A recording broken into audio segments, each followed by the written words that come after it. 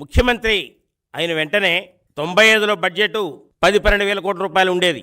ఉద్యోగులకి జీతాలు ఇచ్చే పరిస్థితి కూడా లేదు.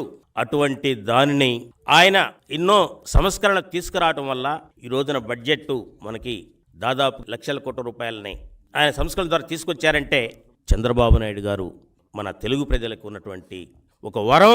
ఎన్టీ రామారావు గారు ఆ రోజుల్లో తెలుగువారు ఉన్నారని చెప్పి తెలియజేస్తే చంద్రబాబు నాయుడు గారు తెలుగువారు ఉండటమే కాదు, ప్రపంచంలో ఎక్కడున్నా కూడా ఏమైనా సాధించగలరు అనే ఆత్మవిశ్వాసాన్ని కూడా తెలియజెప్పినటువంటి మహానాయకుడు చంద్రబాబు నాయుడు గారు. అందుకోసమే ఈ రోజున జగన్మోహన్ రెడ్డి ఏదైతే ఆర్థిక నేరస్తుడు ఉన్నాడో చంద్రబాబు నాయుడు గారు అంటే వాళ్ళు గుండెల్లో రైలు పరిగెత్తాయి.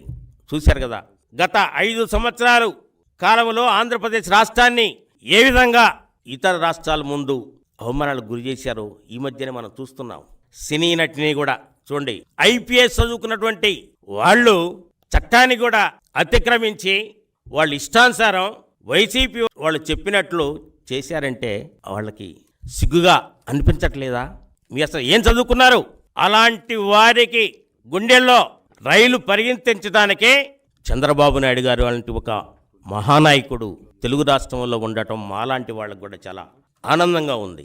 చంద్రబాబు నాయుడు గారు ఆ రోజున ముఖ్యమంత్రిగా ఉన్నప్పుడు పెన్షన్ 75 రూపాయల నుంచి ఉండేది. ఆ రోజున 75 రూపాయలు ఇవ్వాలంటేనే ఎంత కష్టంగా ఉండేది. అటువంటి పెన్షన్ని నేడు చంద్రబాబు నాయుడు గారు అవ్వాతాతలకి 4,000 రూపాయలు ప్రతి నెల ఇస్తున్నారు. అదేవిధంగా దివ్యాంగులకి 6,000 రూపాయలు ఇస్తున్నారు. దివ్యాంగుల్లో 2 చేతులు లేకుండా, కాళ్ళు లేకుండా మంచాన ఉన్నవారికి ఇంకొకరి సహాయంతో ఉండాలి కాబట్టి వారికి 15,000 రూపాయలు ఇస్తున్నారు పెన్షన్. నిజంగా చంద్రబాబు నాయుడు గారు దేవుడు ఆయన.